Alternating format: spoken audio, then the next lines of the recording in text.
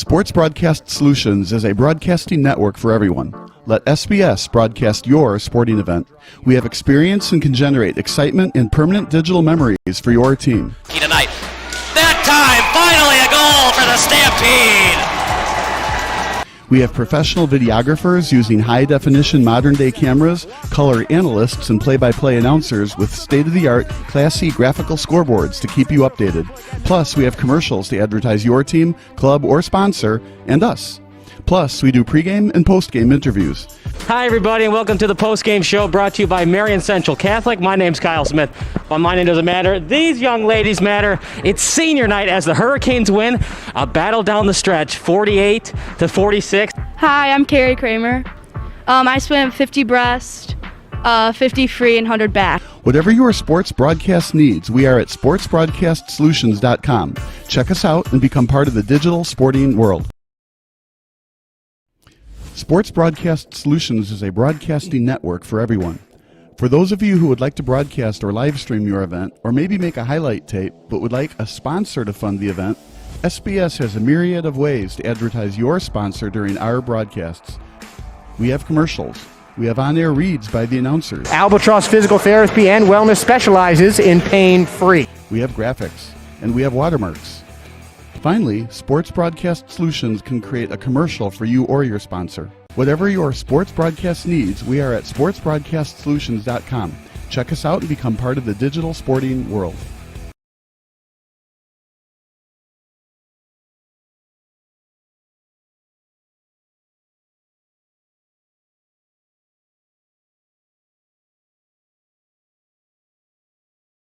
There's only one present-day Major League Baseball team to never advance to the World Series, and you guessed it, the unluckiest of those MLB franchises is the one and only Seattle Mariners.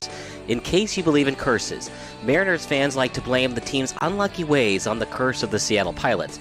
If you didn't know, the Pilots were actually the first MLB team in the history of Seattle baseball, but because fans didn't come to the games, Bud Selig and his ownership group bought the Pilots for $10.8 million to bring the franchise to Milwaukee.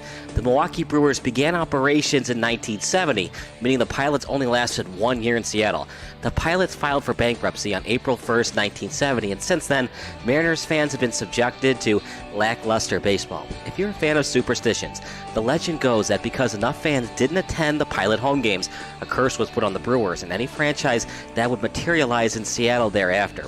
Since the Pilots left in 1970, the Brewers and Mariners have only played in one combined World Series. Even though the Mariners won 116 regular season games in 2001, the M's still didn't advance to the World Series after having to face off against the New York Yankees during the American League Championship Series. Fans like to point to the curse as the Pilots could have stayed in Seattle if there were more fans at the games. However, according to numerous reports, the situation at Sick's Stadium was so dire that fans couldn't even flush the toilets during home games. Sick's Stadium was reportedly called a pig pen by Oakland Athletics owner Chuck Finley, and the home of the Pilots only allowed 11,000 fans entering the 1969 season. Fans had every right to avoid attending Pilots games, especially since ticket prices for the Pilots were some of the highest in the league. Still, it's quite a coincidence that when the Mariners were 3 weeks away from playing in the 2001 American League Division Series, tragedy struck at the Twin Towers. Do I believe in curses? Absolutely not. But the Yankees were media darlings that October after what happened at the World Trade Center.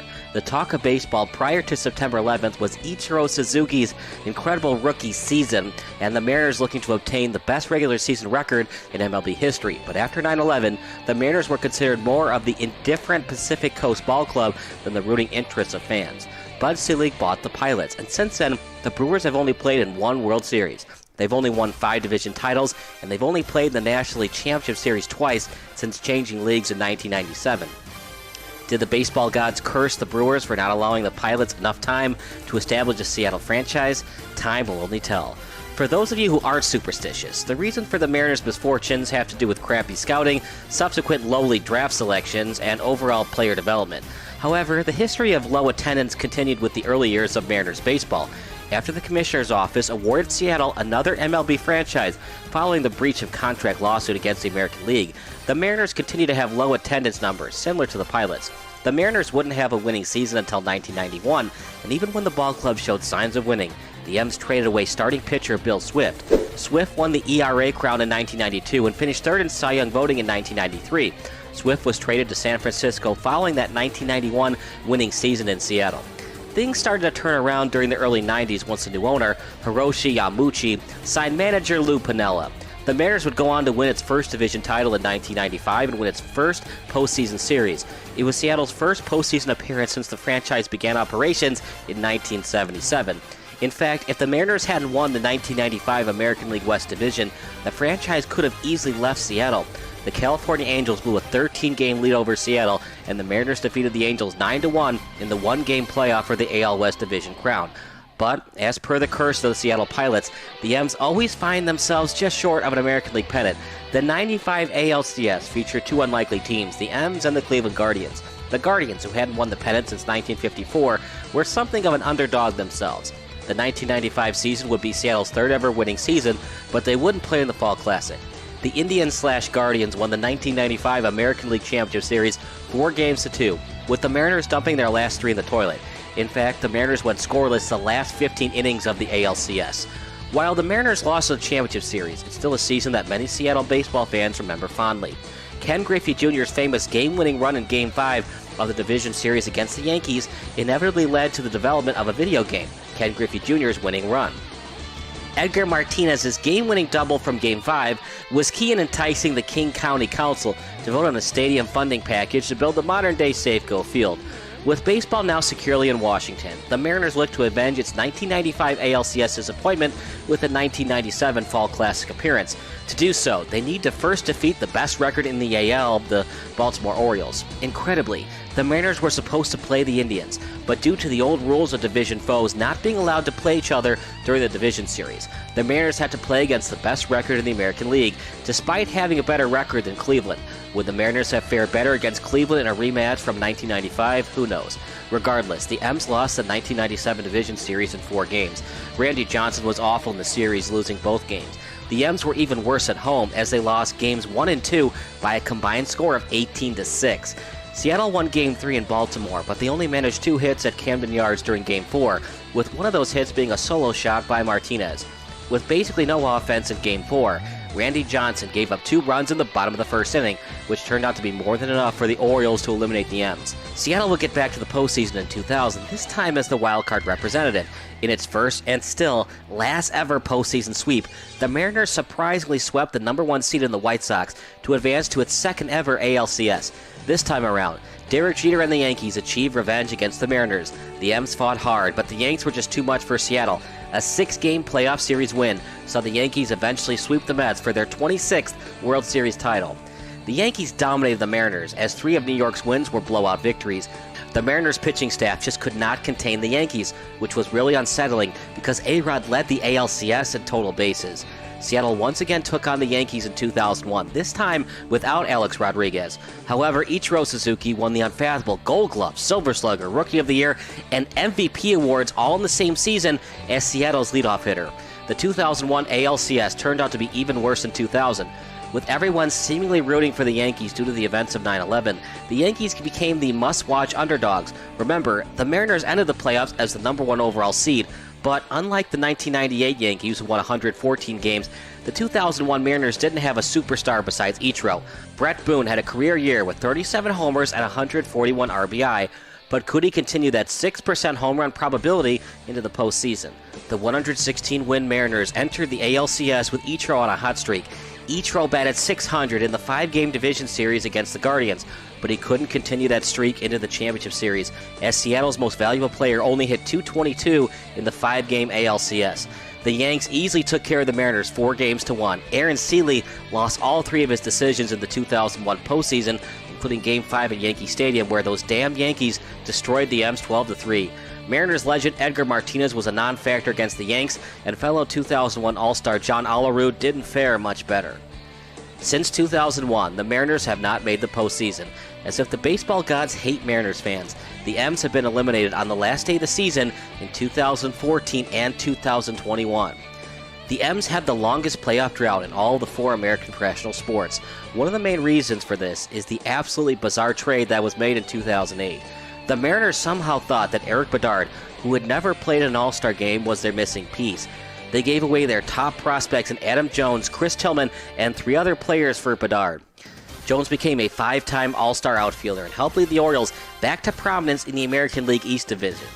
Tillman was a 2003 All-Star who was a major contributor during Baltimore's run in the 2014 postseason. Remember, the Mariners finished 1 win shy of a wild card berth in 2014, but they traded all 5 of those players to Baltimore for Bedard. Bedard finished his career with a losing record, an ERA just under 4, and only lasted 4 seasons in Seattle. Things have been so bad in Seattle that Ichiro broke George Sisler's single-season hit record during a losing season, and Felix Hernandez won the Cy Young with a losing Mariners ball club. So are the Mariners cursed? Well, it sure is weird that the Brewers have never won the World Series, and the Mariners have never appeared in the World Series. If the former Seattle Pilot players wanted to curse Milwaukee and Seattle, it sure is working. Finally, keep in mind that the big unit, A-Rod, Ken Griffey the Kid Jr., and Edgar Papi Martinez were all on the same team, and the Mariners still couldn't make the World Series in 1995 and 1997. Adding insult to injury, A-Rod and the big unit won the World Series once they left Seattle. But do you think that the Mariners are cursed? Why can't the Emerald City ever host a World Series game? Make sure to comment below and subscribe to Sports Broadcast Solutions.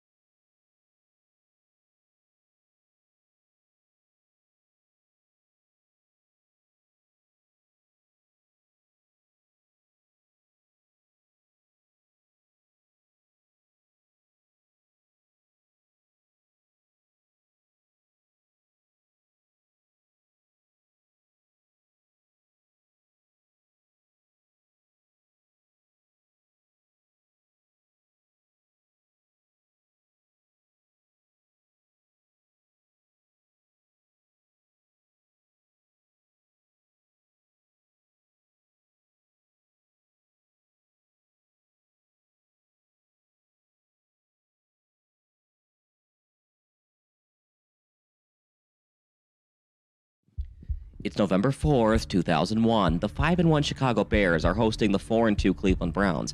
This is the last year of Old Soldier Field, as the Bears will have to play in Champaign next season while new Soldier Field gets built. Champaign is, of course, the home of the Illinois Fighting Illini, but it's located nowhere near Chicago. We'll talk about that storyline in a minute, but for now, let's analyze this moment. An overtime game is thrilling in its own right, but how the Bears exactly got here is simply remarkable. Overtime just got started. But for Bears fans, they know from previous experience that anything can happen early on during OT. Why is that exactly the case? To fully understand, let's rewind.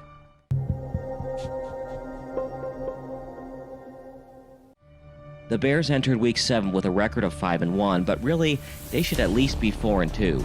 Last Sunday's thrilling finish against San Francisco was something out of a historical fiction novel.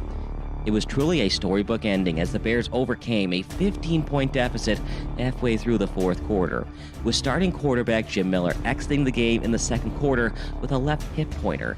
Things looked very bleak for the Bears, but Chicago overcame deficits of 28-9 and 31-15 to somehow force overtime.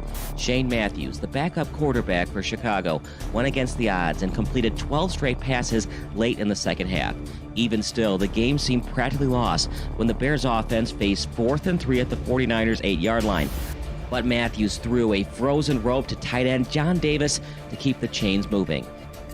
It took everything for the Bears to tie the game. Besides Matthews having to complete 12 consecutive passes, it also took an official's review for the Bears to cut the deficit down to 31-29. There wasn't indisputable evidence to overrule the initial call, allowing David Terrell's touchdown reception to stand. Still, the Bears needed a 2-point conversion to tie the game. Gut check time for the Bears, and on their first ever 2-point conversion of the season, offensive coordinator John Shoup relied on the rookie tailback for an I-formation 2-yard run. Luckily for head coach Steve Mariucci, the 49ers won the toss in OT and elected to receive. With Jeff Garcia, Garrison Hurst, and Terrell Owens all primed to make the Pro Bowl, Mariucci trusted his offense against the usually stellar Bears defense. It turned out to be the wrong move. Just like that, the Bears are riding a 5-game winning streak headed into another home game against Cleveland. Remember how we said this is the last year at nostalgic Soldier Field? Chicago was reeling from the September 11th terrorist attacks, especially since it was quickly found out through United States law enforcement that the Sears Tower could have been one of the targets on a suicide mission. Al-Qaeda notes from a captured terrorist operative prove that Osama bin Laden originally wanted to target the largest buildings in Los Angeles and Chicago, but then ultimately changed his mind. Chicago firefighters even volunteered to drive to New York City to help out at Ground Zero, knowing quite well that the Sears Tower could have been just as bad as the inevitable tragedy of the Twin Towers kamikaze mission. As the country continued to recover from the 3,000 people dead on that fateful day, the 2001 season turned out to be a true underdog year for the Bears. The Bears, who hadn't won the division in 10 years and hadn't even played in the postseason since 1994, entered Week 8 in first place of the NFC Central Division.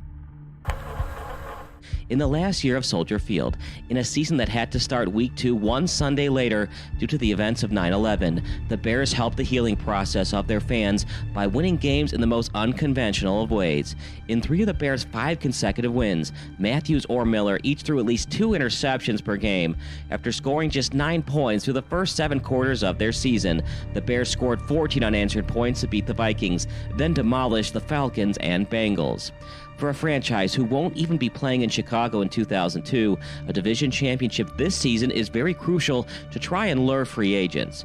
Remember, the Bears had to settle on Champaign-Urbana to be its home next season, with Memorial Stadium having 11,000 more seat capacity than Ryan Field, the home of the Northwestern Wildcats in nearby Evanston.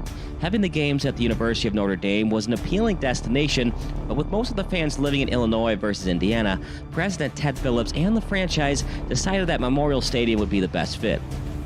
New Soldier Field will be ready by the 2003 home opener. Richard M. Daley, along with the NFL and city officials, decided to invest $587 million to renovate Soldier Field. Only $200 million is coming from the Bears. The other $387 million came from bonds that would be retired from the city hotel tax. The Bears also had to take out a $100 million loan from the NFL for stadium improvements, but they plan to recoup their expenses from a personal seat license fee at New Soldier Field. In other words, this is a very expensive venture from the Charter franchise. The new stadium will have 61,500 seats, 8,000 club seats, and 133 luxury suites. But there will be fewer tailgate lots around the stadium to make room for its 2,500 space underground parking structure between the New Soldier Field and the Field Museum. As such, it's very important for the Bears to remain relevant in 2001 so that fans will make the drive to Champaign in 2002 and will still be excited for the new stadium come 2003. And as we see on the screen, the Bears are tied with the Browns early on in overtime. But the Browns are a Cinderella story in its own right. The Browns are a new franchise, but not really. The old Cleveland Browns, who were owned by Art Modell, moved to Baltimore following the 1995 regular season. According to Modell, he had no choice but to move because Cleveland didn't have the funds to build a first-class stadium. When Modell said the move to Baltimore was official, a public referendum passed to fund the improvements to Municipal Stadium. It was too little too late, though, as Modell wanted the Cleveland Browns to become the Baltimore Ravens. Cleveland never won the Super Bowl, but in just its 5th season in Baltimore, the Ravens won the big game in dominating fashion. The Ravens had to begin operations in 1996 as an expansion franchise, but with 2 first-round picks that April, they drafted franchise staples in Jonathan Ogden and Ray Lewis. The new Browns, meanwhile, entered the NFL as a 1999 expansion franchise. In a crazier twist of fate, the first ever owner of the Browns would be Al Lerner, a close friend of Modell who had been with him when the Ravens began operations. And to make matters even worse, the Browns could have drafted Kurt Warner during the 1999 expansion draft. They didn't, and Warner went on to win the 1999 MVP and Super Bowl MVP trophies with the greatest show on turf, St. Louis Rams. But the 2001 Browns are starting to turn things around. In its third year of existence, in the post-Modell era, and with the franchise keeping its records and colors of the former team, the new Browns are 4-2 and probably should have won their fifth game in regulation. Touchdown to tie the score.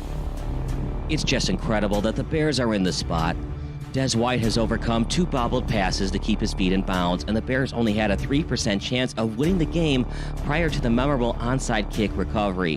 What a change of events. But unfortunately for Browns fans, they've seen this type of choke job before. From the drive to the fumble, and from Red Right 88 to not drafting Kurt Warner, this fan base has seen it all in terms of disappointments. Just whenever the Browns seem to have things wrapped up, John Elway miraculously drives down the length of the field, 98 yards to be exact, for the game-tying score. Just when the Browns seem to be moving on to the next round of the playoffs, their fans saw Brian Sipe throw a pick in the end zone.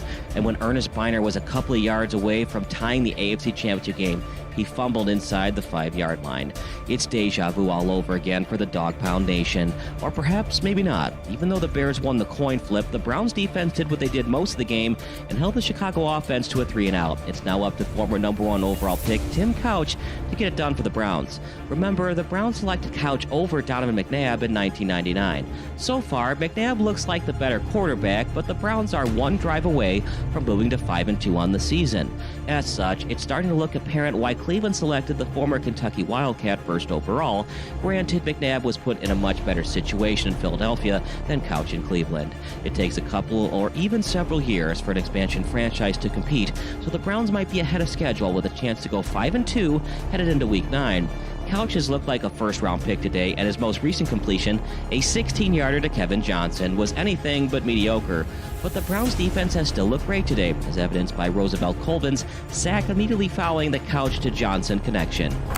Can the offense and Couch recover from this recent adversity and lead the offense from a 2nd and 15 start? Or will the Bears, who haven't been in the playoffs in 7 years, win an OT for the second consecutive week? The Bears are somehow finding ways to win games with journeyman quarterbacks and Miller and Matthews. Incredibly, the Bears also could have had Warner as their signal caller. Michael McCaskey and Bears ownership called Warner's agent, but Warner had to keep canceling the mandatory tryout/workout due to his upcoming wedding and subsequent honeymoon. And during his honeymoon, Warner's elbow ballooned to the size of a grapefruit when he got bit by a spider or centipede, disallowing him from throwing the football for a couple of weeks. In fact, Warner doesn't know if it was a centipede or a spider. Call it questioning Warner's toughness or being extremely frustrated with Warner consistently postponing the workout, but the Bears didn't call Warner following his unfortunate honeymoon bug bite. The rest of the story's history. Warner won the MVP and Super Bowl MVP awards in 1999, and in 2000, the Rams' offense looked like the best one of all time before Warner had to miss significant time due to a broken middle finger on his throwing hand. Still, the Rams' offense almost made a valiant comeback during last season's wildcard round, and with Warner now 100% healthy in 2001, it's looking worse of a decision that McCaskey didn't give Warner a third chance to work out with the team. All bad decisions aside, the Bears can still win in overtime at Old Soldier Field. Soldier Field is running out of time for memories, but time is starting to stand still for Chicago. Just last week, the Bears came from oblivion to impossible victory. But there's no way, even when the team scored 14 points in less than a minute tonight, to win in overtime again, right? And there's no way that the Bears could win on a defensive touchdown. Well, when Mike Brown plays on your team, anything is possible. Welcome to a moment in history. Couch out of the shotgun. Throws, that's batted into the air. Intercepted, and the Bears are going to win it. Mike Brown has done it again.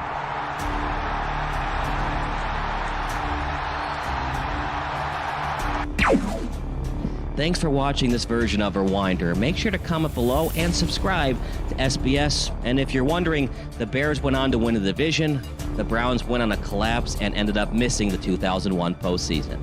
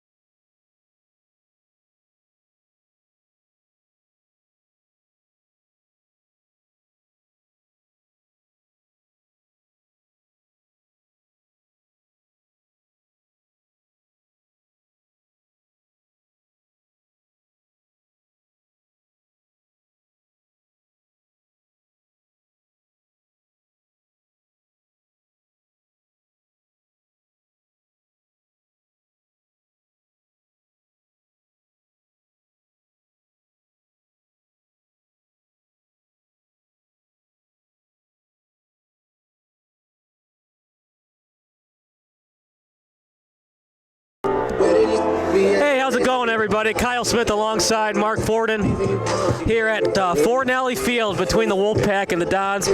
What a first half it was, partner.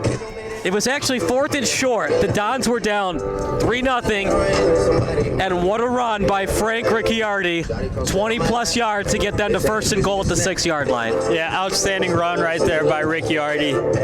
Him and his brother have definitely been playing all game like they want to advance to the 6A state semifinals. But Ignatius, on the other hand, wants to be there as well. Both of these teams looking to have a big second half. The defense have played great in the first half. So it should be an interesting second here at Fornelli Field. I'm excited. We've seen some struggles in terms of snapping the ball. How can you combat that? It's a spread offense, right? So you go shotgun the whole game. But there's been a little bit of a problem from their centers getting the ball off. Should they consider some plays under center, or is there anything you combat that as a long snapper in a center, snapping the ball in the shotgun formation? Yeah, you definitely got to wonder if now as Notre Dame is thinking about taking some snaps from under center here with the ball being cold in the center, struggling a little bit to get some of those shotgun snaps back to the quarterback, but you also got to wonder how much now as Notre Dame has practiced the snaps under center, and you don't want to complicate things too much for the offense here. So it'll be interesting to see what Notre Dame does in this second half. It's all about rhythm in the spread. Good snap, all in rhythm, helping out your quarterback go through his progressions quickly. And the other thing too, partner, it's a 5-star recruit at D tackle in Justin Scott. So if you're late on that snap, if it's too slow, you're allowing almost instant penetration from Scott. He's going to get there within 2 seconds from the snap. Definitely, yeah. It all starts up front. It all starts with that snap from the center to the quarterback, and that's what initiates the offense. So definitely got to make sure to have good snaps. It's getting colder at Fornelli, but you wouldn't have it any other way. The playoffs, the quarterfinals. Notre Dame gets the ball back as St. Ignatius won the opening coin flip. Helms will kick it off. Williamson deep for the Dons. Shout out to Sale, Raff, Coran, and Inigo watching today's game on NFHS Network. If you like Sports Broadcast Solutions, check out our website at sportsbroadcastsolutions.com for your next broadcast. Henry Helms will kick. It's a slow pop kick, and they'll call for the fair catch near the 27. Catch called by number 30, Luke Peavy. Petey will call for the fair catch and get it. And got to be careful if you're Ugwa Uche Ugbana. It was a late touch, but it's just a push. They're not going to call. They're not going to call a flag on that for roughing. But here we go. 1st and 10 for the Dons. Ball at the 28.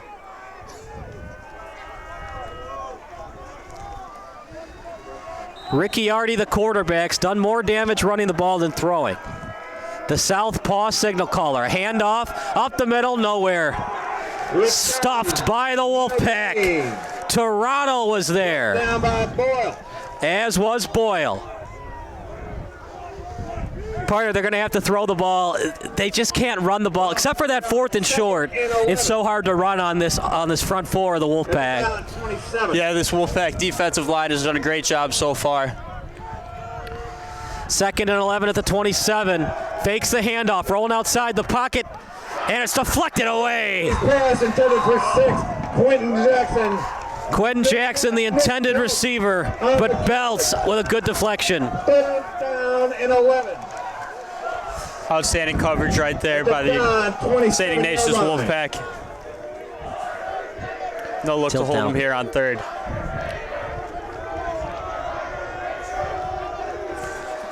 Third and 11, partner.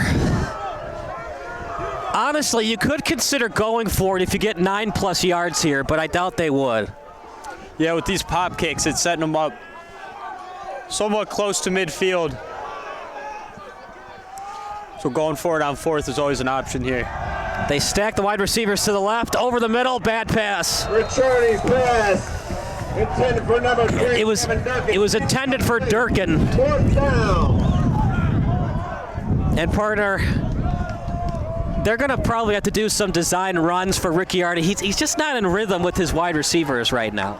Yeah, some design runs could definitely get him back into that rhythm that he was in the first half. 22, Ryan Hammer on the punt for the down. Maybe start off with something small like some screens, Alex Deach back just to get his for the confidence Wolfpack. back, then start airing it out downfield.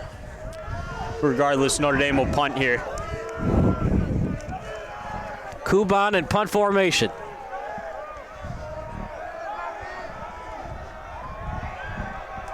And it's a decent kick. Deach will yell out poison. And it's going to roll past the 35, past the 30. Very friendly Don roll. Touchdown by number 37. Oh, you got to love high school football. Witek thinks the ball is a human, and he's waving at it to go further, closer to the 20-yard line. Hey, anything you can do to keep that ball rolling. Took a very friendly fighting down bounce right there. And if you're wondering, partner, it's just too cold for Deach to pick that ball up and run with it. Not worth the risk there. Yeah, definitely don't want to risk making any mistake and picking the ball up. At their own 23-yard line. There was fighting dons all around the ball. Well, can the Dons finally stop the Wolfpack? They haven't done it all night. 1st and 10 at the 23. That time they do. Good stuff at the line of scrimmage. Gain of a yard. He gets a yard at the point of attack. 2nd and 9 as the clock runs. Under 11 minutes now. Knocked down by 88, Carl Schmaltz. Carl Schweltz gets credit for the tackle. Partner, would you want to pass here or maybe one more run before you pass? The Wolfpack. I definitely think you 25. might want to run the ball here. Try and pick up a couple more yards here on 2nd down. Stick with what you're good at. Stick to your bread and butter, running the ball on this triple option. And maybe try a tight end pop pass over the middle here on 3rd down. Ruga in the carry. Rugai gets a short gain. Flipped up by 21. And you're seeing some excellent open field tackling from the Dons. Leading the charge on defense Gain of a couple. is Jim Amator. 3rd down and 4 at the Wolfpack 30-yard line. 3rd and 4 for the Wolfpack.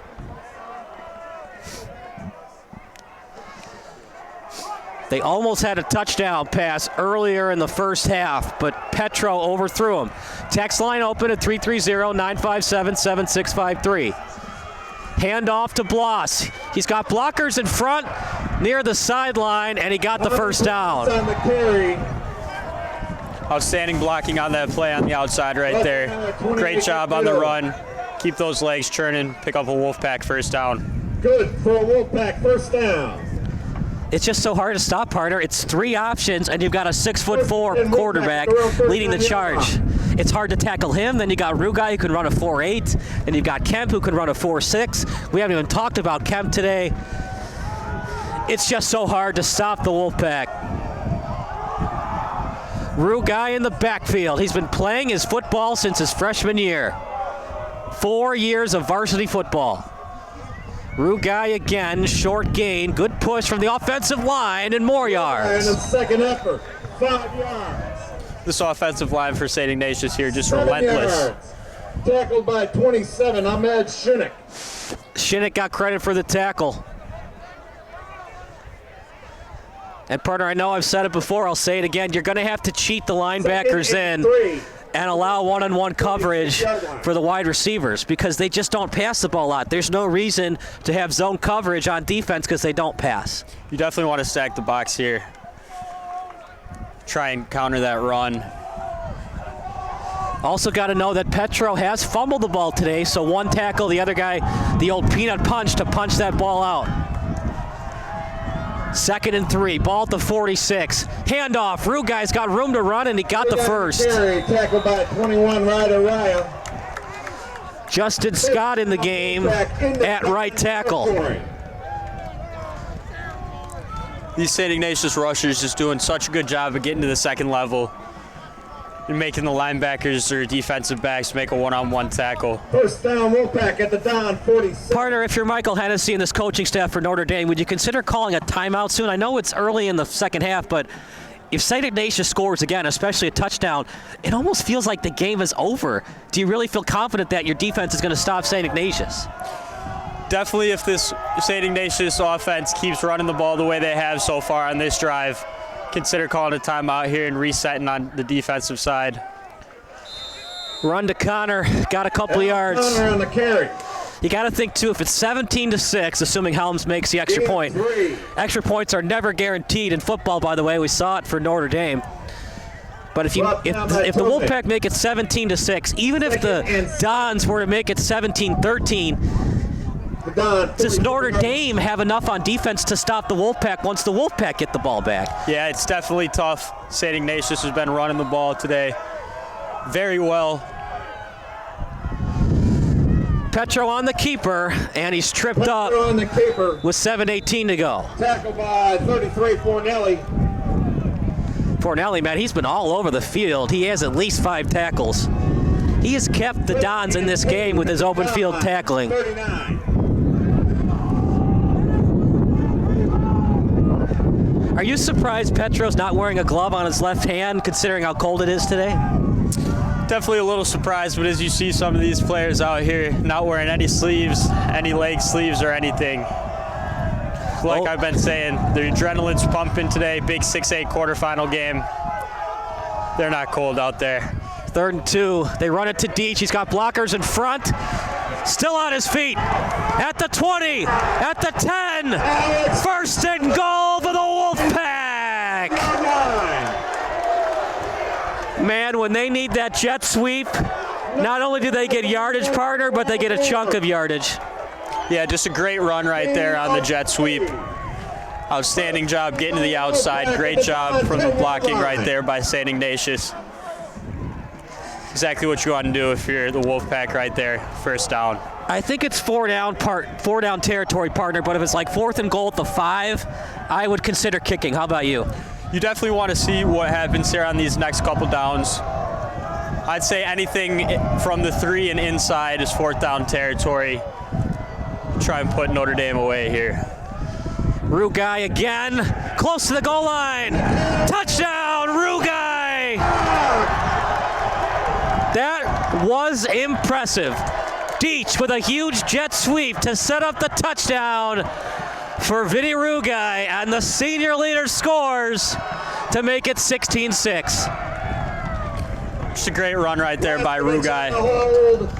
St. Ignatius putting on a clinic right there. Driving all the way down the field, not having to pass the ball once. Imagine if a Bears game was like that. Wouldn't that be nice? 16-6. It's all Wolfpack today. Blaskovich on the hold. The kick by Helms is straight through. 17-6. We'll see what adjustments the Dons make on defense. They get the ball, but we'll take a break first. It's the Dons against the Wolfpack here on Sports Broadcast Solutions.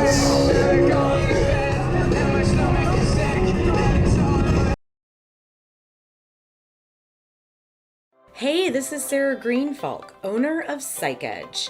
How would you like to learn how to manage your emotions and reactions in order to enhance your performance and be successful in life? I coach and counsel student athletes, performers, and professionals, giving them the mental skills and mindsets to build confidence and resilience. My background in physical therapy, massage therapy, personal training, and 15 years of counseling give my clients an advantage. So if you are wanting to be Tomei, deep for the Dons. Jackson and Tomei are deep for the Dons. Helms will kick. 17-6 with 6:11 to go in the 3rd quarter. We do apologize, Prounce Ricciardi, not Ricciardi. 10-yard run up the middle by Vinny Rugai. Not a great pop kick, but it's touched, and they'll run with it at the 20. Partner, that's not a good decision. It looked like that ball was going to go out of bounds. It would have been 1st and 10 to 35 for the Dons. Yeah, definitely a tough decision right there. When the ball's kicked up in the air to the up-back like that.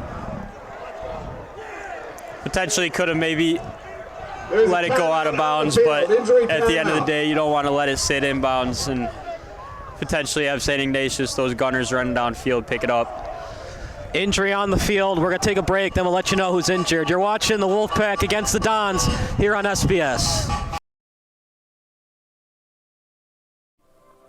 Hey, this is Sarah Greenfalk here of Psych Edge.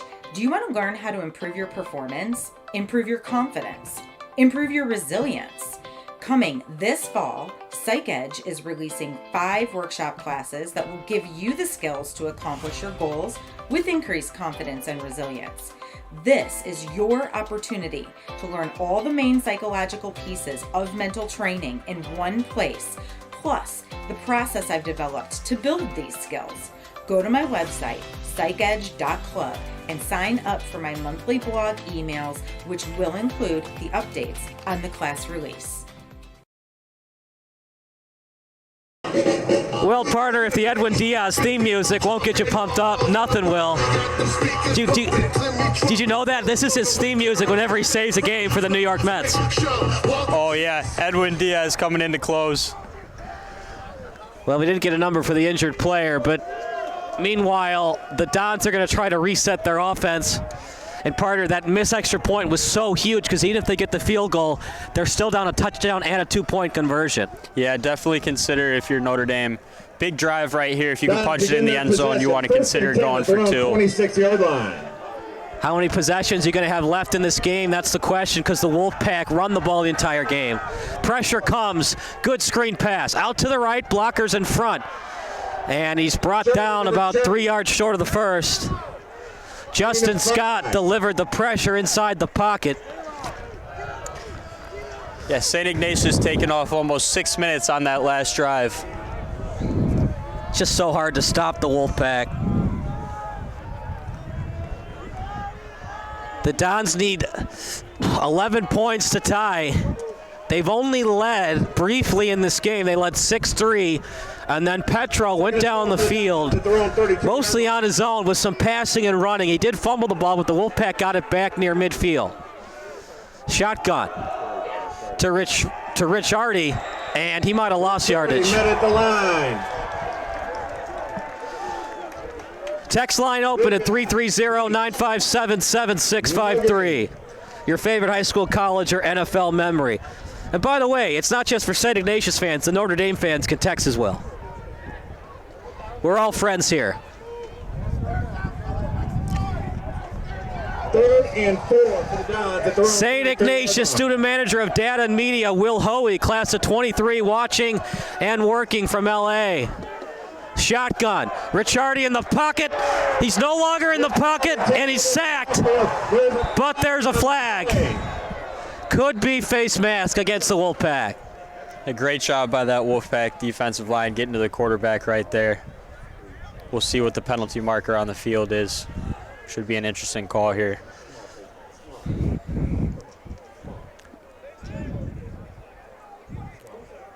The fans say no way. Let's see what the fans say. Yep. Face mask against the Wolfpack. What a break that is for the Dons. It is a face mask indeed here, and these fans at Fornelli Field, especially in the student section, are not happy about that one. What that also does, partner, is it stops the clock and it lets the Dons kind of readjust, take a breath, be like, the game's not over yet. It feels like it, but at the end of the day, we're only down 11. Even though the St. Ignatius has dominated, because we got that touchback, it's 17-6 and not 24-6. Definitely. That touchback earlier in the game on that first drive by St. Ignatius looking pretty big for Notre Dame right now. Big drive right here. Hopefully they could put it in the end zone if you're a Notre Dame fan. Shotgun formation, three wide receivers. 2 in the backfield. Ricciardi, terrible snap. Handoff, and he just dives for positive yardage, does Ricciardi. Partner, I think they got to start doing some snaps under center. The shotgun's not working right now. Yeah, definitely if you're Notre Dame's coaching staff, you're considering it. I mean, that almost went over the quarterback's head. One thing the Dons can't have is a turnover. Giving the ball back to the Wolfpack past the 40-yard line is just not going to do. Scott, the 5-star recruit, on the line. They move into defensive end. They're going to split the wide receivers. 3 of the left, 1 of the right. Clean pocket for Ricciardi. He scans to the right, and he gets it to his man. Good throw right there on the sidelines. Good catch. Should be right in front of the first down marker. Durkin's been his favorite target. 3rd and a yard. The down 49-yard line. I mean, this is an impressive Notre Dame team, partner. They beat St. Pat's 35-14. That loss helped knock St. Patrick out of the playoffs. St. Pat's, of course, went to the quarterfinals last year.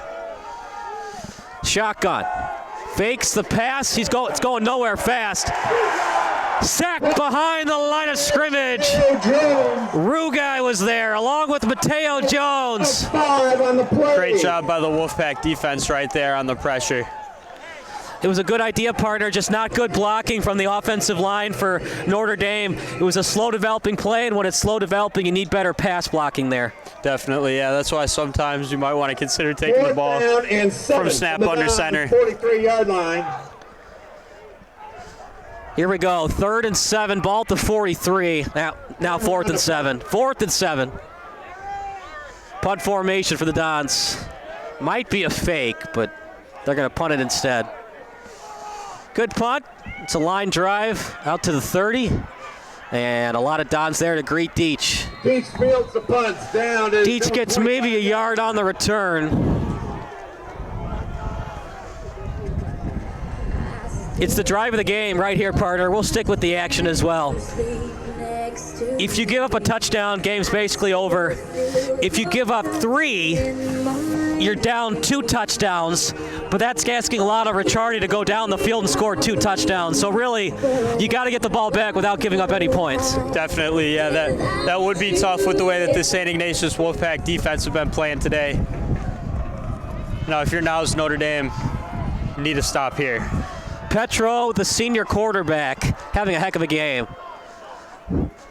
They fake it out, and it's a pitch to the left. Connor with a stutter step move down the sideline, pushed out of bounds. On a carry, knocked out of bounds by number 5, Cam Van Horn. Cam Van Horn knocked him out, but not before Connor gained a lot of yardage. Great run by Connor. He's been doing a great job running to the outside all game. Ball spotted at the Wolfpack 38-yard line. 1st down Wolfpack. Both teams have all 3 timeouts. You got to think Notre Dame's going to call one sooner more than later. Try to give a breather to their defensive players. Bloss in motion. They're going to pass it this time. Petro in the pocket. He's got a wide open man. Connor catches it and he's down. But that's all right, partner. You just wanted the completion.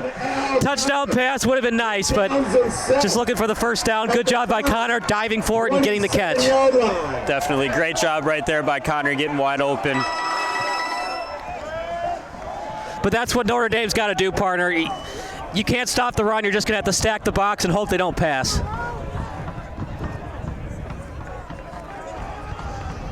Well, that was practically a backbreaker for the Notre Dame fans, but if you can get a 4th down, I don't think Helms is going to kick unless it's inside the 20. Bloss in motion. They run it to Rugai. Right up the middle, gets a couple of yards. Rugai up the middle. That is a flag. Late flag on the play. Usually when it's called, it's illegal motion or procedure against the Wolfpack.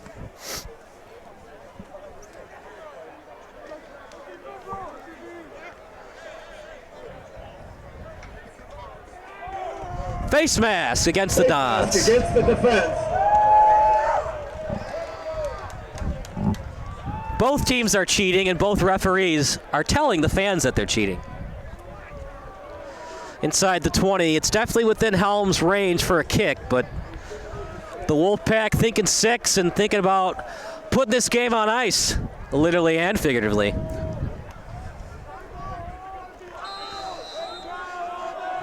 And 2. The Wolfpack are in the red zone. Ball at the 19. Rugai in the backfield as they've got a 2 tight end set here. Now they move Deach over to the right. And illegal motion against the Wolfpack. Well, partner, the triple option is so confusing. Sometimes the team that runs the triple option doesn't know what's going on. Definitely, yeah. That triple option offense is a little bit confusing. Motion on the Sometimes even confuse the own offense. Yeah, it was pretty confusing. They had Deach on the right, then they moved him left, and they had 2 tight ends, and they had 3 tight ends. Maybe getting a little too complicated for high schoolers to know what's going on, but it is now 1st and 7. Definitely some interesting formations there for St. Ignatius. So they're going to say 1st and 7 for the Wolfpack. That's a very strange down and distance. You don't see 1st and 7 every day. Definitely not too often. Ball at the 24. Most likely going to be a run, but you're at the right spot of the field for a pass. Bloss in motion, Rugai again. Rugai with room to run. Touchdown, 23. Touchdown, Rugai. And that should do it. The Wolfpack go up 23-6. Pending the extra point, they could be up as many as 18.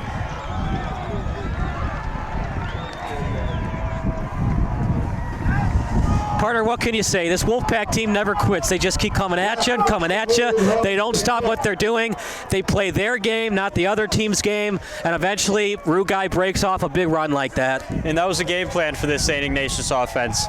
I'm sure all week the coaching staff has been saying we're going to run the ball, we're going to try and wear them down, and by the end of the third quarter, that triple option offense is bound to have a few breakthrough. 24-6. 24-6, not looking good for the Dons. We'll see if they can come back from a 3-possession lead. You're watching the Dons against the Wolfpack here on Sports Broadcast Solutions.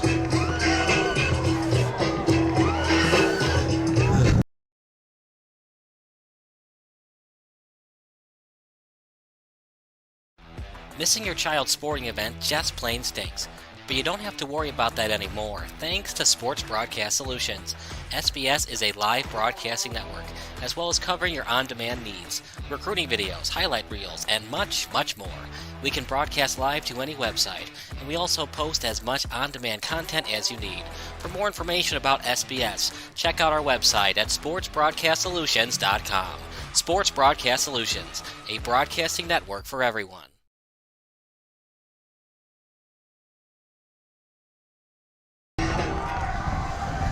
Well, it's up to the Ricciardi brothers. Mama's probably watching, and Mama's not too happy right now. But you know what? The game's not over yet, partner. But I don't know if Notre Dame can score 3 times. Not only do they have to score 3 times, partner, but they got to stop St. Ignatius from scoring any more points. Definitely. And St. Ignatius is just going to stick to their game plan. They're going to do as much as they can to run out the clock. This time they say to have it go out of bounds. At times it takes a St. Ignatius hop to stay in. And a huge hit. Well, they took my advice the second time. You were right, partner. Sometimes it takes that friendly St. Ignatius hop and stays in bounds. Definitely. 23-yard line. And that's exactly what happened right there. So no choice but to pick it up and try and gain as much as you can. Too late to call the fair catch at that point. Down 18. It's not every play you have to pass, but if you score, you know, midway through the fourth quarter to make it 24-14 or whatever, I think you'll have to do the onside kick unless you can score quickly here. Definitely onside kick is in play here. We'll start off with the run. Ricciardi on the keeper. Partner, I know we talked about the St. Ignatius offense, but it's time to start talking about this defense. The Dons have not been able to do anything offensively today except for a couple of quarterback sneaks and, of course, that run by Ricciardi on 4th and short. Yeah, this St. Ignatius defense just relentless all game. Done a really good job of holding Niles Notre Dame to short gains. They dominated Deerfield, 48-21. In fact, the first play from scrimmage, 53 yards from Rugai. They dominated Grace Lake Central, 49-13, and now they're starting to dominate Notre Dame College Prep. Shotgun formation in the pocket, looks downfield, one-on-one coverage to Williamson, and Williamson wanted a flag, nothing going to be issued. Incomplete. Surprising no call there from the officials. On the coverage. A lot of contact. They will let them play on. Yeah, I thought that there was defensive PI. The other issue is, too, partner, it's not NFL rules. Even if they call that, it's only 15 more yards for Notre Dame. Right. The NFL, that's such a bigger call than at the high school level. Definitely. Down 24. And down 18, you really need 3 touchdowns or, 2 touchdowns, a 2-point conversion, and a field goal. Decent snap that time. Over to the left to Ricciardi as the Ricciardi brothers connect from quarterback to scatback. 1st and 10. Gain of 11, first down. That was good. Good quarterback to wide receiver connection. The problem is, partner, we haven't seen consistency with that with the Ricciardi brothers. Definitely good little pitch and catch right there. Now as Notre Dame will try and do that as much as they can for the rest of the game. Winner goes to the semifinals. Handoff to Ricciardi with room to run, and he's brought out of bounds. Initial tackle by Rugai. Great blocking right there from the pulling guard in Notre Dame. Brought down by Rugai. What a game by Belts. We've seen some deflections, some big tackles. He helps out with Rugai on that tackle. Good for a first down. At the down 48-yard line. I don't know, partner. I don't know if any team can stop this triple option. We'll see next week, assuming St. Ignatius holds on for this win, but man, is it impressive to watch. Fakes the handoff. Out to the right on the pass, and it's a tackle for loss. Great open field tackle. Complete to Jackson, covered by Tony Tirado. Jackson slow to get up. On the field. You hate to see it. Another injury for Notre Dame.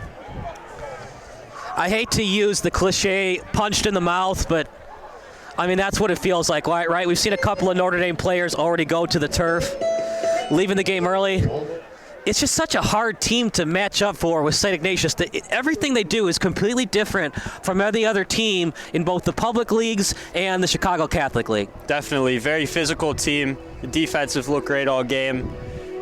Interesting offense. Not a lot of teams who play this season have seen an offense like this. Hopefully number 6 is all right. That's Quentin Jackson. He had a heck of a game when they beat Antioch. 6 catches in that game. Well, Notre Dame, they played a couple of public league teams. Notre Dame, the 8th seed at 8-3. They beat Antioch 28-7. They defeated, who they defeat? They defeated Wakanda, the number 1 seed in this side of the bracket, 17-8. But today, after leading 6-3, it's 21 unanswered points for the Wolfpack. You got to wonder, Kyle, like you were saying, if last week took a lot out of them emotionally and physically, beating the number 1 seed in Wakanda for Notre Dame. It's hard to get to the semifinals, so let's give credit where credit is due. It looked like St. Ignatius was going to go to the semifinals last year. They go 8-1, almost 9-0. They win their first round game against Bremen, then they get upset by Crete Moni. Anything is possible at the high school level. So St. Ignatius, they had a mission statement right after they lost to Crete Moni. It's not going to happen again, and man, oh man, not only have they won, but they've looked impressive these entire playoffs. Definitely, and they've looked great so far this season. They really clearly came into this year with a chip on their shoulders, saying last year we had a great year, but we didn't accomplish the ultimate goal, which is the state championship, and that's what they'll look to do this year. Doing a great job of achieving that goal today. I'll let you answer this one, partner. My friends are in a hit debate. What's a better duo, Leo and Vinny Rugai or Eli and Peyton Manning? It definitely looks like today. Looks like Leo and Vinny Rugai. Leo graduated a couple years ago. Very good quarterback running the triple option. Clean pocket, screen pass out to the right with room to run. And he'll get the first. It's a good play design right there from the Now's Notre Dame coaching staff. Well, the Dons have some life, but they got to score 18 points. And that'll stop the clock, so they'll get one more play in.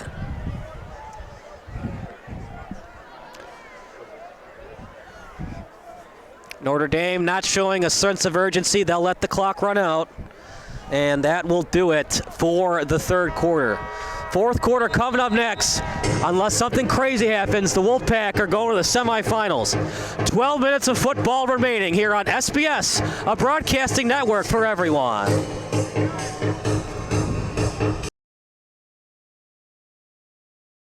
Sports Broadcast Solutions is a broadcasting network for everyone. Let SBS broadcast your sporting event. We have experience and can generate excitement and permanent digital memories for your team. Tonight. That time, finally a goal for the Stampede! We have professional videographers using high-definition modern-day cameras, color analysts, and play-by-play announcers with state-of-the-art, classy graphical scoreboards to keep you updated. Plus, we have commercials to advertise your team, club, or sponsor, and us. Plus, we do pregame and postgame interviews. Hi, everybody, and welcome to the postgame show. First and 10 at the 38 for the Notre Dame Fighting Dons. They need at least 3 scores to force overtime or take the lead. Williamson in motion. It's a little pop pass to Williamson, and he lost yardage. Rugai again. Nope, sorry, it was Toronto. Howard Williamson on the carry. A loss 3. I like the play call, though, partner. It was unique, but Toronto just got instant penetration. Yeah, good play call right there. Great play by Toronto to shut down a little momentum for Notre Dame. Let's see what they've got dialed up here on 2nd and long. Well, partner, you need 3 scores. Regardless, unless you score in the next 2 minutes, I think you got to do the onside kick. So would you consider 3 points, or is it 4 down territory? I definitely think every play here is 4 down territory. Little handoff to Tomei, and Tomei is hit close to the original line of scrimmage. Rugai was there, as was Deach. Gain of 2. I think what's so fun about watching the Wolfpack, everybody contributes. It's always a team effort. It's not one guy. Obviously, Rugai gets credit for the touchdowns, but Emmett Rhodes at center, Stiegletter on the offensive line, Petro the quarterback. Everybody contributes. It really is 22 men doing their jobs. And that's what wins state championships, and that's why St. Ignatius has done such a great job today, is because they play great team football. Ricciardi on the quarterback sneak. Got to be careful there, partner. No need to push him out, as Ricciardi was clearly giving himself up. Don't want to put yourself in a spot where you have a personal foul there. Definitely not. 4th down and 7. The Wolfpack 35. Well, you're down 3 scores. If you were down 2 scores, you could probably consider the field goal, but down 3, you got to go for it. And you expect the safeties to be right at the line of scrimmage to deliver the hit. These fans at Fornelli Field getting loud here on 4th and 7. Got to get to the 28 to keep the drive alive. Good snap. Ricciardi in the pocket. Fly route down the sideline, and knocked away by Kemp. Good defense, no DPI, and the Wolfpack get the ball back with the exclamation point on a very impressive quarterfinal potential victory. Yeah, these quarterbacks for St. Ignatius today have played a very good game. Not letting up much to the outside with these Notre Dame receivers. Wolfpack beginning their drive at the 35-yard line. They sure do have unique music. We've had some old school from the 2000s, some dubstep, some DDR. We've had John Denver, and then we get some rap. It's definitely exciting here at Fornelli Field. Definitely unique. We're right here in front of the St. Ignatius sidelines. They're amped up. Student section's having a great time. Right up the middle. 2 men behind him, including Van Horn. Will they catch him? They won't. Touchdown, Rugai.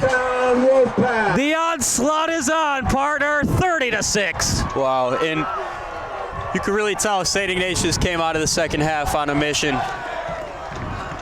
They have done exactly what they've wanted to do so far in this second half. Touchdown, Wolfpack.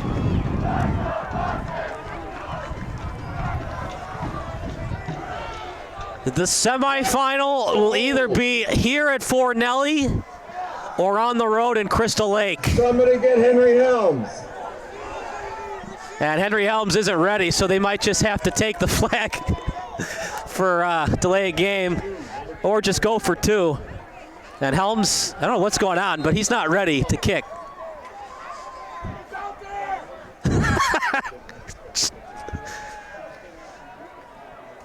I don't know what happened, but Helms was not ready for the PAT, and now he is.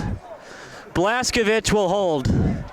Helms will try to make it 31-6, and he will. Henry Helms' kick is good. Wow.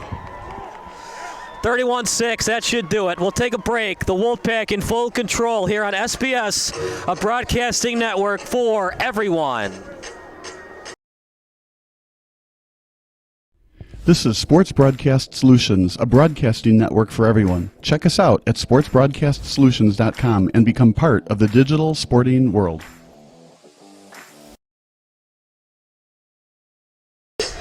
Partner, it's 31-6, but let's give credit to this Notre Dame team. They weren't expected to go this far. They upset Wakanda. I talked to fans though before the game. 5 days is just not enough to prep for St. Ignatius, a team that goes under center, doesn't do anything shotgun, only passes when they need to. It's just so different for these other teams to game plan for. Definitely, and you've got to expect that St. Ignatius has been running their scout team offense with the triple option all week, but at the end of the day, when you haven't seen too much triple option offense this season, it's a lot tougher to game plan for than just the regular spread that you're used to seeing on a week-to-week basis. Don't go anywhere. The post-game show brought to you by Sports Broadcast Solutions. I don't even know who we're going to interview, partner. I kind of want to interview this entire offensive line. They were impressive for St. Ignatius today. Helms definitely. The kick for Charlie back deep. Helms will kick. It's a decent one, but it will not go into the end zone. And it'll be a return for the Dons. Gets to about the 20. Yeah, you really could post-game interview all 22 of these St. Ignatius starters. It's been just an overall team effort for St. Ignatius. They came out ready to play at home today, and it shows on the scoreboard. If I had to pick one player, obviously Rugai, but Rugai is the star, and he would get a game ball every game because he's so good. But Nikolai Belts, number 27, under-the-radar type of cornerback, played his heart out tonight, and some big deflections kind of changed the complexion of the game, especially that deflection on third. No, that was Rugai. But Belts had some other deflections that changed the complexion of this game and really put the Notre Dame Dons in a tough spot where they had to be in a lot of passing situations. Handoff as Ricciardi gets out to the left. That'll stop the clock briefly.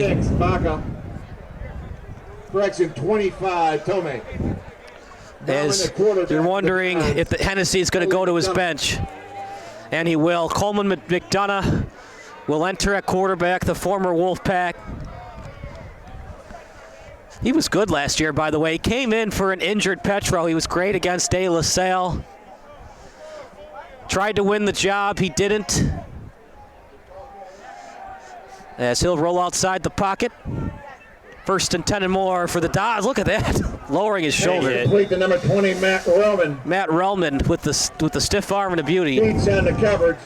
Gain of 15. Nice job right there by Relman getting open. At their own 40-yard line. If you can score in the next 2 minutes, I think you still go for it.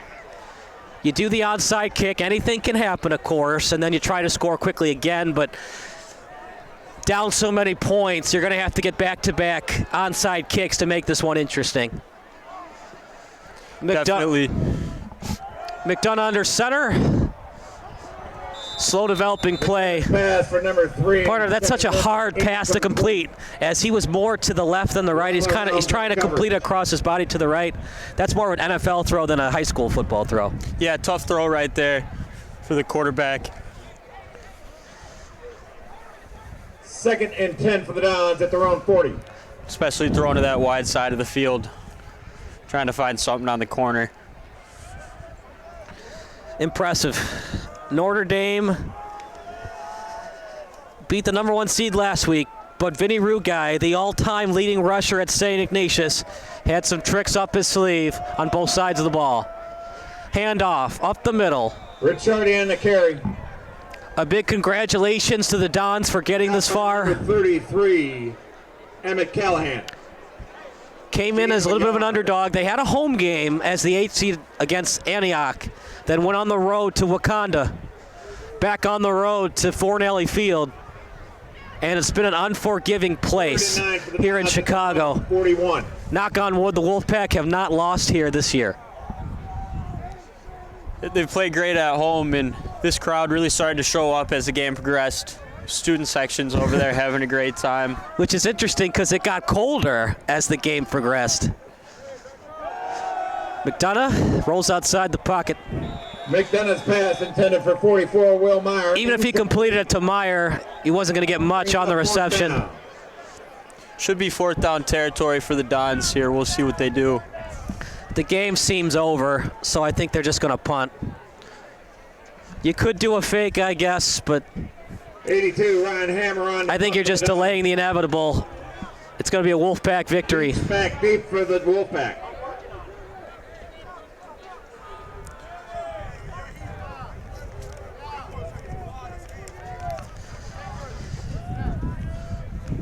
They're going to punt.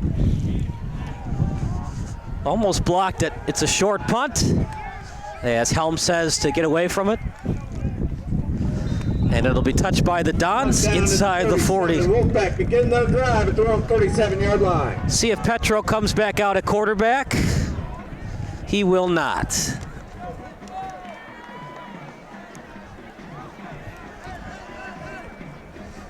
That's fun for these guys that don't get to play a lot. It's a blowout game, so now they get to play.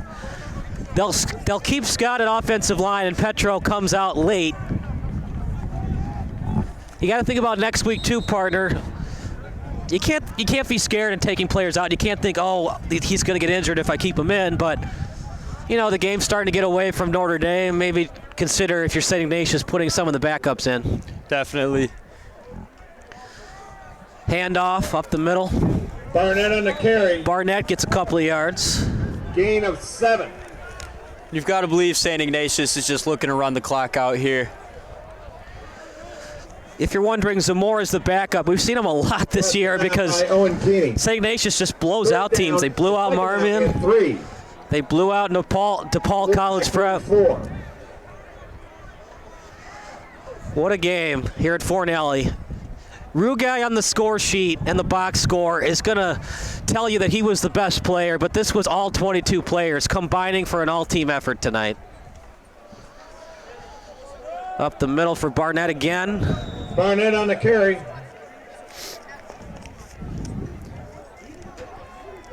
Close to the first down. Barnett will graduate next year. He's from Catherine Cook. He's actually pretty good. He just doesn't get the ball out because of how good Vinny Rugai is.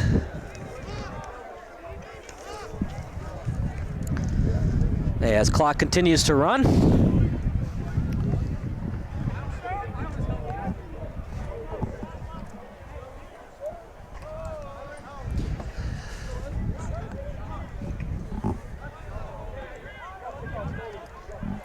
Kind of surprised Petro's still in. Now they're going to do an all-out blitz as Notre Dame. Barnett again, he's tripped up almost immediately after getting the ball. He was tripped up by James Keenan.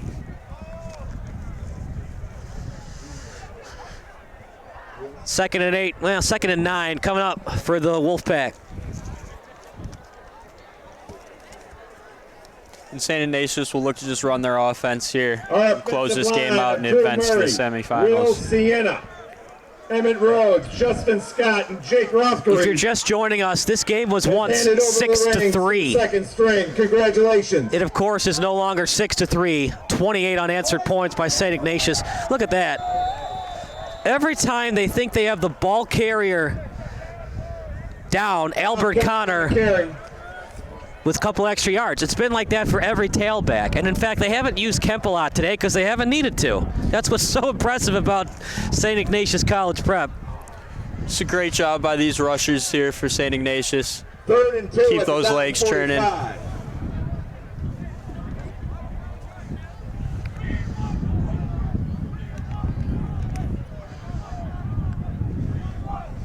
As they're shouting, "We want McCormick" on the St. Ignatius sideline. Up the middle again for Barnett. He's an impressive player, partner. He's not as fast as Rugai, but he hits the hole with a full head of steam and reckless abandon. Down to the Dons, 37-yard line. Partner, the Wolfpack are so impressive. They're not even trying to score, and they're still going right down the field with ease. Just such a hard offense to stop, especially when you're not used to seeing it.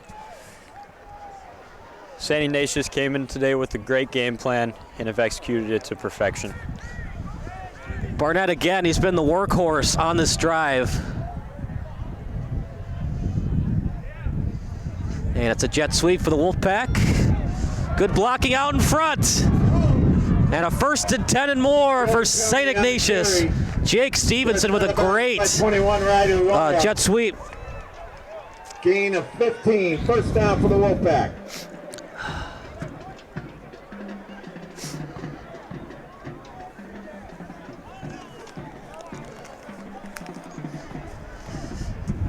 First down Wolfpack at the Don 21-yard line.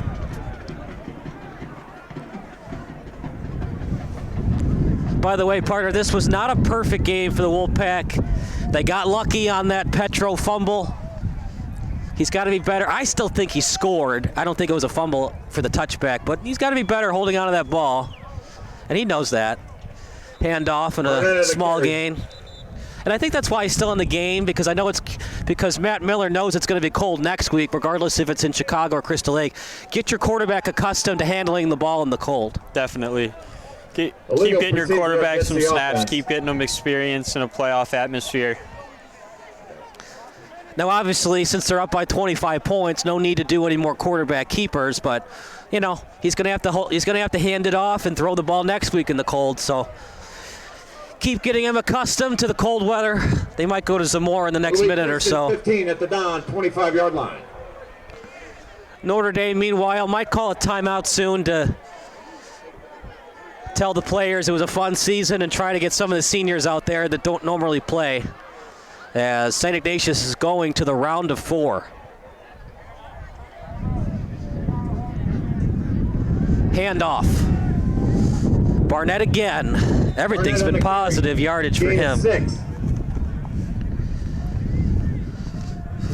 Why don't we live in Phoenix, partner? Yeah. 33, Fornelli. Like I was saying in the press box at halftime, just mentally we're in Phoenix. In reality, we're in the west side of Chicago, Illinois. Who's better, Leo or Vinny from 312 area code? 10 at the Don 20-yard line. You know, Leo played baseball, so I think Leo might be the better athlete, but Vinny Rugai's the better football player. I don't think Vinny plays another sport, but I haven't interviewed him in a while, so. 630 area code. MVP is Justin Scott. Little jet sweep tackled behind the line of scrimmage. Tony caught in the backfield by number 8, Owen Keeney. The 630 area code brings up a good point. Every time they run the jet sweep, the lead blocker is the 5-star recruit in Scott. So when you got a guy that's 310 pounds, over 6 feet tall, it does help. But I will give credit to Emmett Rhodes, who's also getting D1 looks from Purdue. It's been an entire team effort on the offensive line, but yes, it does help with Justin Scott at right or left tackle. Definitely, and he's just done an outstanding job today moving this defensive line back. The run blocking from St. Ignatius has just been near perfect today. Emmett Rhodes back into the game. Played his prep ball at St. Edward. And look, if you're a Notre Dame fan, you got nothing to hang your head about. The Wolfpack blew out everybody coming into today. The only time they lost is to Mount Carmel, who, by the way, might win the 7A championship with an undefeated record. Definitely, that Mount Carmel team, very special this year. Their enrollment, sometimes bigger than St. Ignatius. It's a powerhouse in Mount Carmel, led by head coach Jordan Lynch.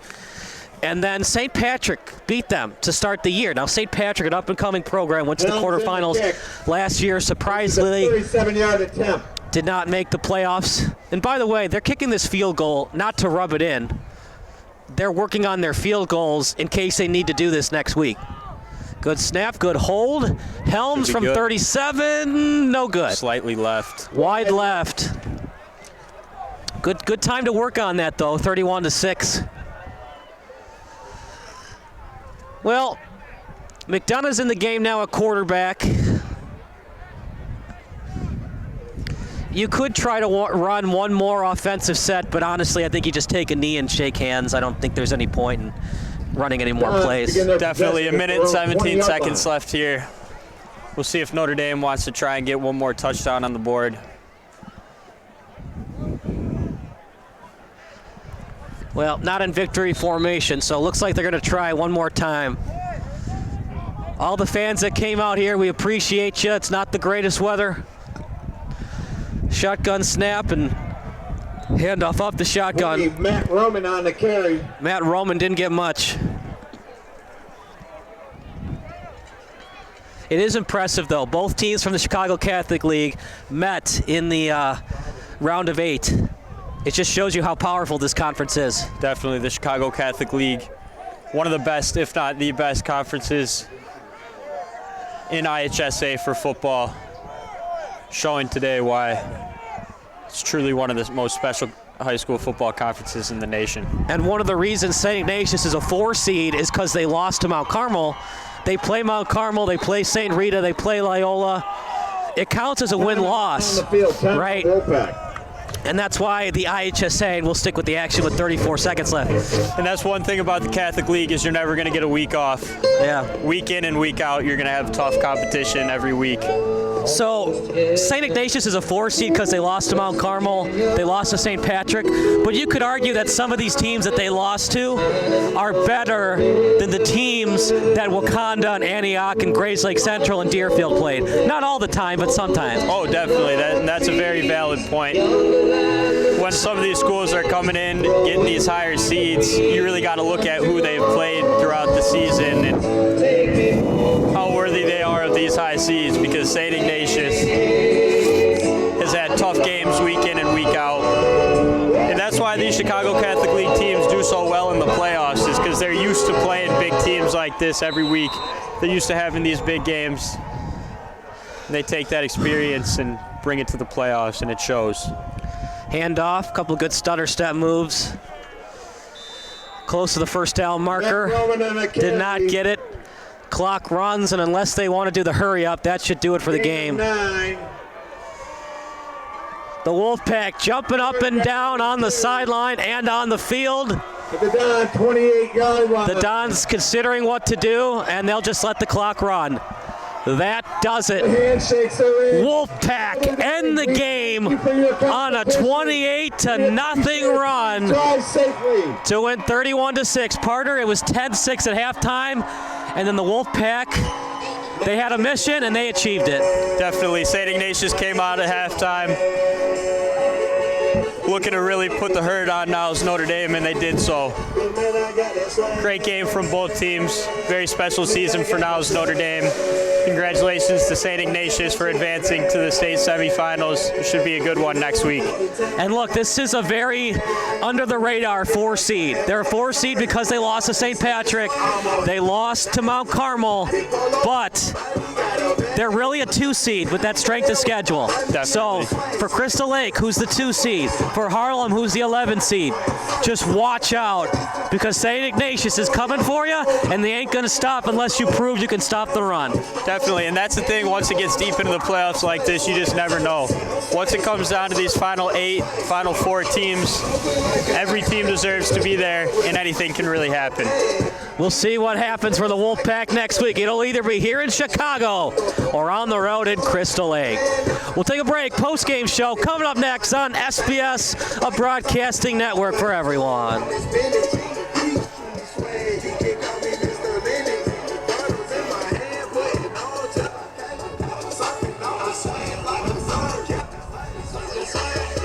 It's June 9th, 2010.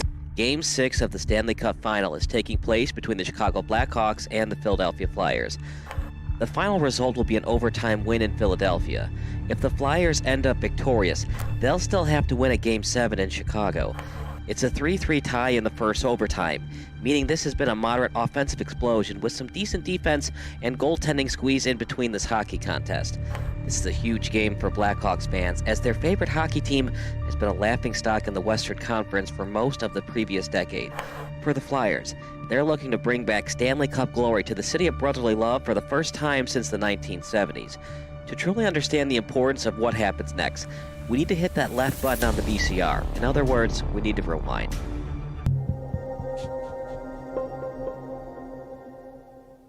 The Blackhawks are an overtime goal away from cementing their legacy in NHL history, but for a franchise who used to not even televise its home games, this seemed like a pipe dream even 5 years ago.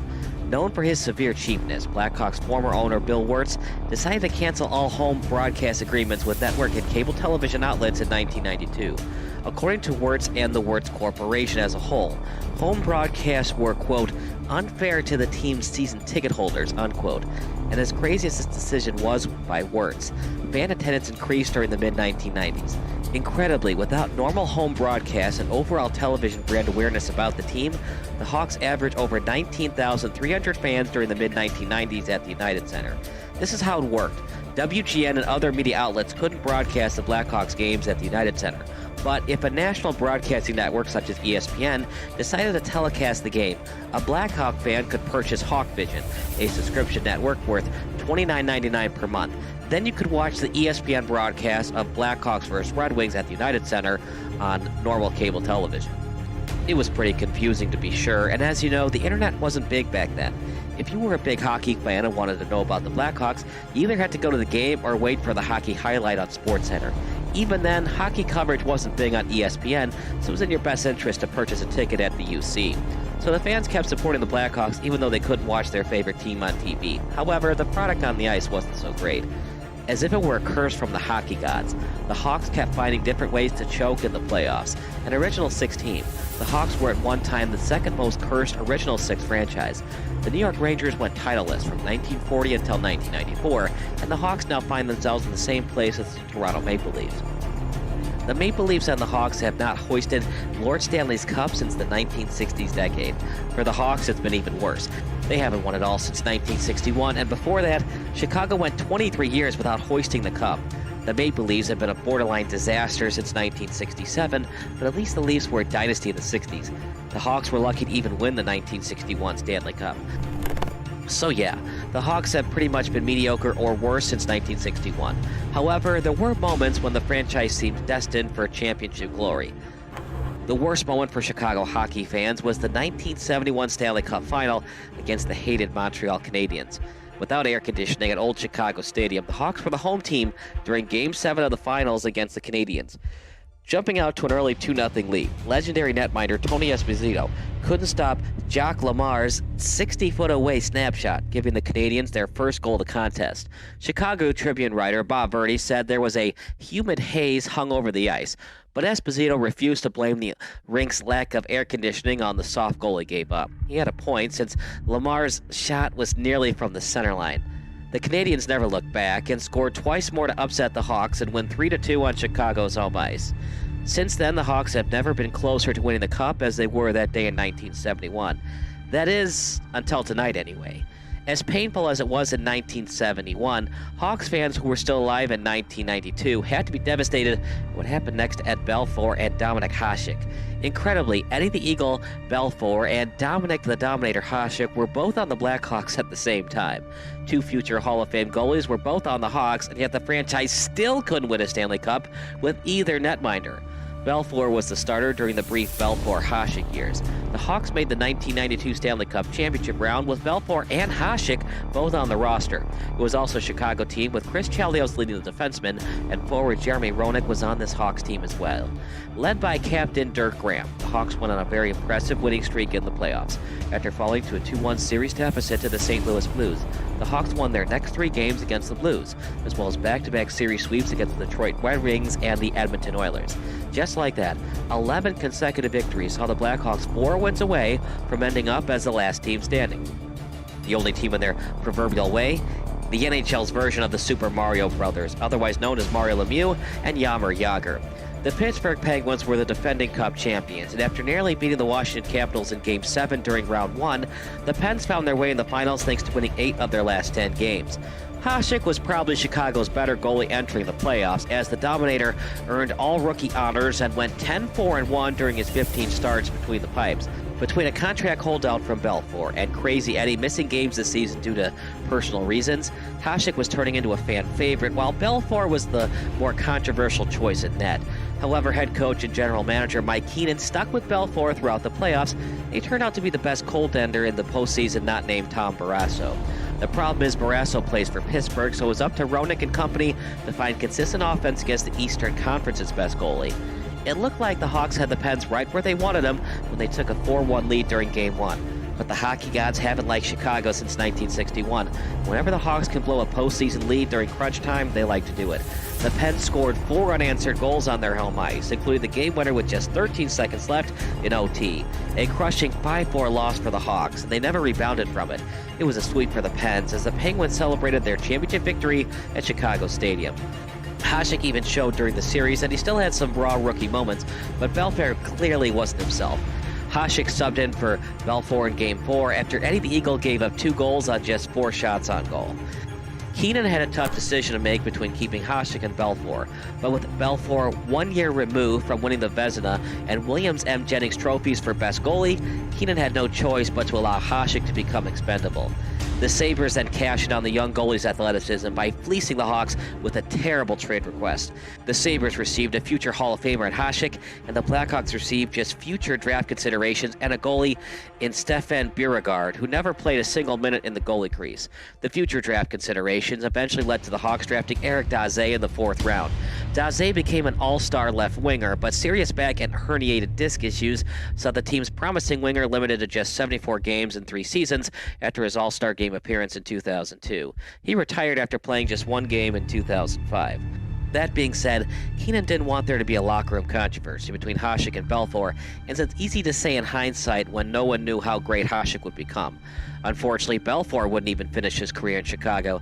The Hawks were worried that he wouldn't re-sign with the team, so they shipped him off to San Jose for 3 players I personally never heard of until I Googled them: Ulf Dahlin, Michael Sikora, and Chris Terreri.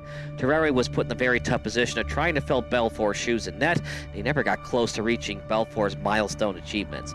Blackhawk fans kept asking themselves, is this team cursed?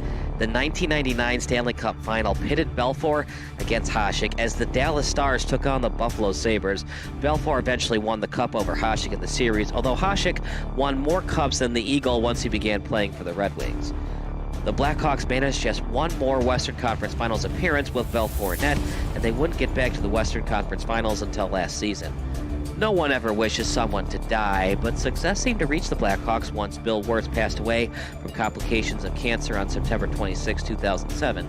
His son, Rocky Wirtz, took over the team, and during their first season with Rocky as the CEO, the Hawks finished above 500 for the first time in 6 years. With John McDonough as the president and Joel Quenneville as the head coach, the Hawks made it back to the playoffs and finished in the Final Four. The Red Wings once again got in their way and easily took care of the Hawks 4-1 during the 2009 Western Conference Finals. Entering the 2009-10 season, the Hawks decided they need a veteran forward who could score goals and match up against their biggest rival, the Detroit Red Wings. Marian Hossa signed with the Blackhawks, giving the Hawks a formidable 1-2-3 punch on line 1 on Patrick Kane, Jonathan Taves, Marian Hossa. That is, if they ever needed to use all 3 guys on the power play. The Hawks were a tough team to beat in 2010, and they finished just 1 point shy of the Western Conference leading Sharks, but the Hawks were the better team in the Western Conference Finals and swept the Sharks to make it to the Stanley Cup Final. Their opponent was an unlikely one, the Philadelphia Flyers. Entering the playoffs as a 7th seed, the Flyers had little title aspirations, but after the top-seeded Capitals were stunned in round 1 to the 8th-seeded Canadiens, there was new hope in Philly. The Flyers looked dead in the water when they trailed 3-0 in the Eastern Conference semifinals, but Simon Gagne returned for Game 4, and they definitely needed him as Gagne scored in overtime to force a Game 5. Brian Boucher was excellent as the Flyers' starting goalie during Game 5, but he had to leave the game early due to knee injuries. As such, Michael Layton finished off Game 5 as the Flyers' new goalie and preserved the 4-0 shutout. Layton then got the start in Game 6 as expected, and he made the most of his opportunity by being perfect through 59 minutes until the Boston Bruins scored late. It was still a 2-1 win for the Flyers, and wouldn't you know it, the Flyers had a chance to win Game 7 and come back from an insurmountable 3-0 deficit. The Bruins actually led 3-0 in Game 7 at the TD Garden in Boston, but they simply couldn't avoid a significantly embarrassing collapse. James Van Riemsdyk, who didn't score a single goal in the playoffs prior to tonight, netted a very important goal late in the first period to give his teammates new life and ending the shutout attempt. The Flyers then scored 3 more unanswered goals to win a surprising 4-3 Game 7 over the Bruins, becoming just the 3rd team in NHL history to come back from a 3-0 series deficit. In fact, this had only been done once in any other American professional sport besides hockey. The Boston Red Sox defeated the New York Yankees 4-3 during the 2004 American League Championship Series. And now the Flyers are back in the Stanley Cup Final for the first time since 1997, looking for their first championship since 1975. The 1997 Stanley Cup Final was very interesting since it pitted the Flyers against the Red Wings, with both teams being in the Eastern time zone. The Flyers got swept in that series, with fans questioning if the franchise made the right decision all those years ago when they traded for former #1 overall draft pick Eric Lindros. Lindros scored just once in that series against the Red Wings, and it cost the Flyers a lot just to acquire him. They sent the Quebec Nordiques 6 players, 2 first-round picks, and $15 million in cash for only Lindros. The Nordiques eventually moved to Colorado, with the future Hall of Famer in Forsberg helping the Colorado Avalanche win 2 Stanley Cup titles. What did Lindros contribute? Just 1 goal in his lone Stanley Cup final, and his constant bad luck of suffering concussions, he suffered 4 during his career in Philly, inevitably led to him being traded to the New York Rangers. The Lindros trade was a huge gamble for the Flyers, and it cost them much-needed role players they probably could have used during their playoff runs in the late 90s and early 2000s. However, the Flyers probably wouldn't even made it to the finals without Lindros in the lineup, so there's a lot of give and take when debating if Philly should have traded for the future Hall of Famer. In a weird twist of fate, the Rangers tried to trade for Lindros, which would have included goalie Mike Richter. Richter was huge down the stretch for the Rangers during the 1994 Stanley Cup Final, which they won, so Rangers fans are probably very happy with the trade with Philly that was finalized prior to the Rangers calling up the Nordiques. But the Flyers are finally back in the Stanley Cup Final, in large part due to the Flyers getting defenseman Chris Pronger in another blockbuster deal with Anaheim. It cost Philly 2 players and 2 first-round picks. History tells us that the Flyers love sacrificing the future for winning now, but this time around, it has paid its dividends in a big way. Pronger's 14 playoffs assists have allowed the Flyers to be 1 goal away from forcing a Game 7 in Chicago, their closest to a title in 35 years. The trade for Pronger was definitely an immediate success. Layton's 3 shutouts in the Eastern Conference Finals prove that he deserves to be in the league, but is he a franchise goalie? Not so much. One of the reasons that the Blackhawks are a goal away from the title is Layton can't recreate his magic from the previous round. In fact, Boucher relieved him in Game 2 and Game 5 due to erratic play, but head coach Peter Laviolette decided to stick with Layton in this pivotal Game 6. And to be honest, the Flyers felt comfortable about tonight. Both of their wins in the series were at home, and with the Hawks being led by 2 players under the age of 25 in Kane and Taves, they don't have a lot of experience in this pressure situation. It's up to former #1 overall draft pick Patrick Kane and Captain Taves to finish off the Flyers. Otherwise, it's back to Chicago for a winner-go-home Game 7, and Blackhawk fans know all too well how that panned out back in '71.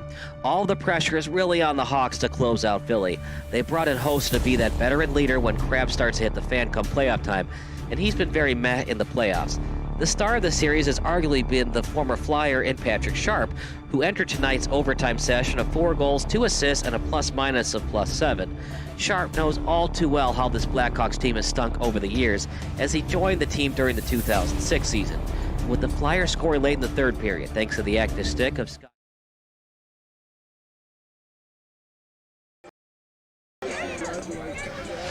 Welcome to the post-game show brought to you by Sports Broadcast Solutions, a broadcasting network for everyone. I'm Kyle Smith, but I, of course, don't matter.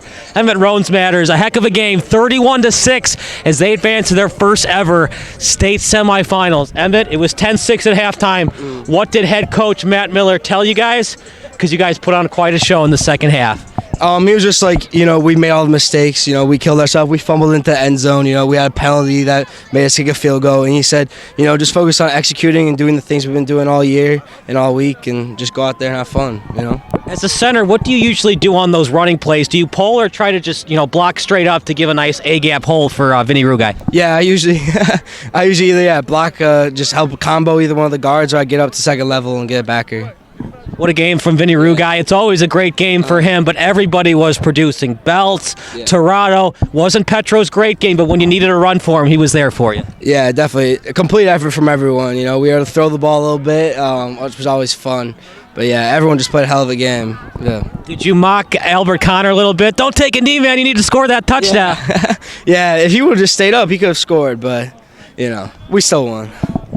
Talk to me about what this means to this program. 31-6, first ever state semifinals, 1 win away from going to the University of Illinois for the state championship game. Yeah, it means a lot. Coach Miller always talks about how when he first came here and they were struggling to win more than 2 games a year, and now we're winning 10+ games a year, and it's just great. It's like time of my life right now. What's it like being the center for the triple option? It's unique. Not everybody does it, and you guys sure do a good job when you run it. Yeah, I love it.